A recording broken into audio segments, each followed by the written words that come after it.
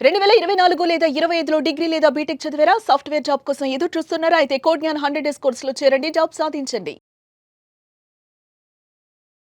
IT ప్రొఫెషన్‌లో ఉన్న ఆడపిల్లలు ఉమెన్స్ ఎవరైతే ఉంటుంటారో వాళ్ళకి సాలరీ పెరగాలి అంటే వాళ్ళు ఫాలో అవ్వాల్సిన రూల్స్ ఏంటి? ఆ స్కిల్ సెట్‌ని ఎలా బిల్డ్ చేసుకోవాలి అంటారు? సో ఉమెన్స్ ఎక్కువగా చూస్తే కనుక వాళ్ళు అటు రెండు బ్యాలెన్స్ చేసుకుంటూ ఉండాలి. వాళ్ళ ఫ్యామిలీని బ్యాలెన్స్ చేసుకోవాలి, ఇటు ప్రొఫెషనల్ వర్క్ లైఫ్ బ్యాలెన్స్ చేసుకోవాలి. సో అలా చేసుకునేటప్పుడు సింపుల్గా అయ్యే టెక్నాలజీస్ మీద ఎక్కువ ఫోకస్ చేస్తారండి.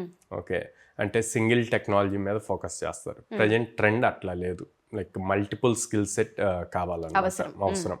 సో నేనేమంటా అంటే ఓకే, మీరు ఆల్రెడీ వర్కింగ్ అనుకోండి, వర్కింగ్లో మీరు ఒక టెక్నాలజీ మీద ఫోకస్ చేశారు. ఫర్ సపోజ్ పైథాన్ తీసుకున్నారు అనుకుందాం. ఓకే, ఒక 3 years ఎక్స్పీరియన్స్ ఉంది, దాంట్లో ఇన్డెప్త్ స్కిల్ సెట్ తెచ్చుకోవటానికి చూడండి. ఆల్రెడీ ఉందనుకోండి, దానికి యాడ్ ఆన్ ఏం నేర్చుకోవాలో అవి యాడ్ చేసుకుంటూ వెళ్తే గనక మంచి ఫ్యూచర్ ఉంటుంది.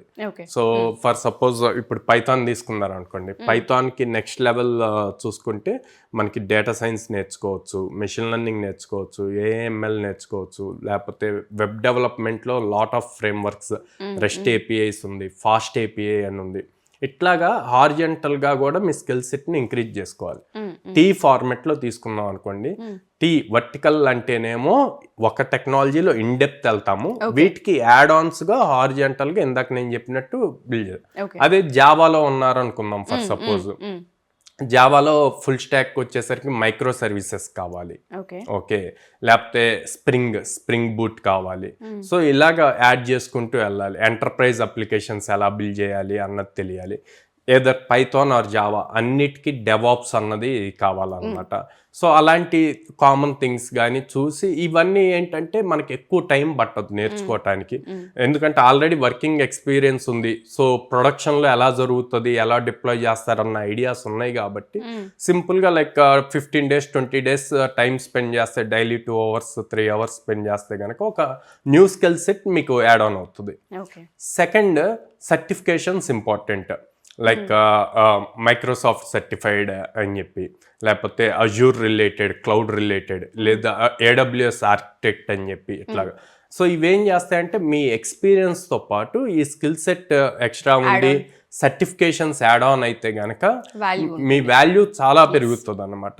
అప్పుడు మీకు కాంపిటీషన్లో అంటే చాలా తక్కువ మంది ఇట్లాగ అన్నీ కలిపి ఉన్న వాళ్ళు ఉంటారు. సో అప్పుడు మీ వాల్యూ ఎక్కువ ఉంటుంది, మీ శాలరీ ప్యాకేజెస్ పెరుగుతాయి, మీకు ఇచ్చే ప్రమోషన్ అండ్ ఆ పొజిషన్ కూడా చాలా హై లెవెల్లో ఉంటుంది. అందుకే మీరు చూస్తే సాఫ్ట్వేర్ ఇండస్ట్రీలో చాలా తక్కువ మంది ఉమెన్ హై పొజిషన్స్లో ఉంటారు. ఎందుకు అంటే రెండింటిని బ్యాలెన్స్ చేసుకోవాలి కదా.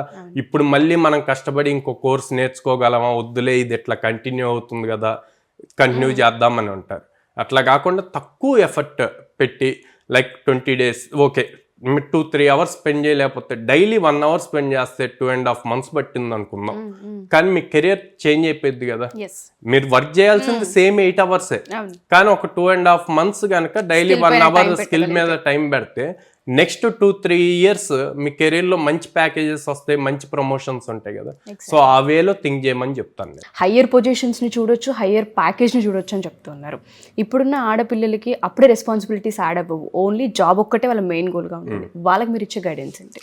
ఫ్రెషర్స్కి రిలేటెడ్ చూసుకుంటే కనుక నేనేం సజెస్ట్ చేస్తాను అంటే, ప్రతి ఎంఎన్సీ కంపెనీలో ఉమెన్ రిలేటెడ్ ఇంటర్న్షిప్స్ ఉన్నాయండి. గర్ల్స్కి సపరేట్గా ఇంటర్న్షిప్స్ ఉన్నాయి. వాళ్ళు బీటెక్ సెకండ్ ఇయర్ థర్డ్ ఇయర్లో ఉన్నప్పుడే ఇంటర్న్షిప్స్ చేయొచ్చు. ఆ ఇంటర్న్షిప్స్ కూడా సపరేట్గా గర్ల్స్కి ఉన్నాయన్నమాట. చాలా ప్రోగ్రామ్స్ ఉన్నాయి, ప్రతి ఎంఎన్సీ కంపెనీలోనూ ఉందన్నమాట. సో అట్లాంటివి చూసి గనక మీరు గ్రాప్ చేయగలిగారు అంటే గనక మీకు బ్రైట్ ఫ్యూచర్ ఉంటుంది. అండ్ వాటి స్టైఫండ్స్ కూడా 40,000 50,000 ఇస్తారు. అబోవ్ 50,000 ఉన్నవి కూడా ఉన్నాయి అన్నమాట. సో ఏమవుతుంది అంటే, మీరు బీటెక్ చదువుతూనే ఇట్లాంటి ఇంటర్న్షిప్స్ చేసినప్పుడు మీకు ఇండస్ట్రీ ఎక్స్పోజర్ తెలుస్తుంది. అప్పుడు ఆ ఇండస్ట్రీ ఎక్స్పోజర్, ఇండస్ట్రీ ఎలా వర్క్ అవుతుంది అని తెలిసినప్పుడు మీరు ఇక్కడ బీటెక్లో మీ మార్క్స్ కోసం చదువుతారు థియరీ. ఆ థియరీ కన్నా ప్రాక్టికల్ మీద ఫోకస్ పెట్టడానికి మీకు ఇంట్రెస్ట్ వస్తుంది. అండ్ మీ ఫ్రెండ్స్ కన్నా కూడా మీరు యూనిక్గా ఉంటారనమాట. అప్పుడు మీకు జాబ్ గ్రాప్ చేయటం ఈజీ అవుతుంది హై ప్యాకేజెస్ది. సో ఉమెన్ గురించి మాట్లాడాం కాబట్టి అడుగుతూ ఉన్నాను, మన కోడ్ జ్ఞాన్లో కోర్సెస్తో పాటు వాళ్ళకి అంటే ఏ విధమైన సపోర్ట్ ఇచ్చే అవకాశం ఉంటుంది అంటారు ఇక్కడ ఆడపిల్లలకి? ఎందుకంటే చాలా దూరం నుంచి మన దాకా వచ్చి జాయిన్ అయ్యే స్టూడెంట్స్ చాలా ఎక్కువ మంది ఉన్నారు. సో వాళ్ళకి మనం సేఫ్టీ, సెక్యూరిటీ అండ్ దాంతోపాటు స్కిల్ డెవలప్మెంట్ ఆపర్చునిటీస్ ఏ విధంగా సపోర్ట్ ఇస్తుంటుంది కోడ్9? సో కోడ్9లో ఎస్పెషల్లీ విజయవాడ బ్రాంచ్లో లైక్ మాకు విజయవాడ సరౌండింగ్ పల్లెటూరుల నుంచి ఎక్కువ మంది గర్ల్స్ వస్తారండి. వచ్చి సరౌండింగ్ హాస్టల్స్లో అది జాయిన్ అవుతూ ఉంటారు. ఫుడ్ బాగాలేదు అని చెప్పి హెల్త్ ప్రాబ్లమ్స్ వచ్చి అది బాగా సఫర్ అవుతుంది. అందుకని లైక్ విత్ ఇన్ ద క్యాంపస్లోనే హాస్టల్ కూడా క్రియేట్ చేసాము గర్ల్స్కి స్పెసిఫిక్గా. ఓన్లీ విజయవాడ ఓన్లీ విజయవాడ అని ప్రెజెంట్. సో విజయవాడ బ్రాంచ్లో గర్ల్స్కి హాస్టల్ కూడా క్రియేట్ అయింది. సో దీనివల్ల ఏమవుద్ది అంటే ఫుడ్ బాగుంటుంది. సో ఎప్పుడైతే ఫుడ్ బాగుండి వాళ్ళకి ప్రాపర్ స్లీప్ అది ఉంటుందో టెక్నాలజీ నేర్చుకునే దాని మీద ప్రాక్టీస్ చేసే దాని మీద ఫోకస్ చేస్తారు. సో అలాంగ్ విత్ టెక్నాలజీ వాళ్ళ హెల్త్ కూడా ఇంపార్టెంట్ అని చెప్పి యోగా క్లాసెస్ కూడా కండక్ట్ చేస్తున్నాం.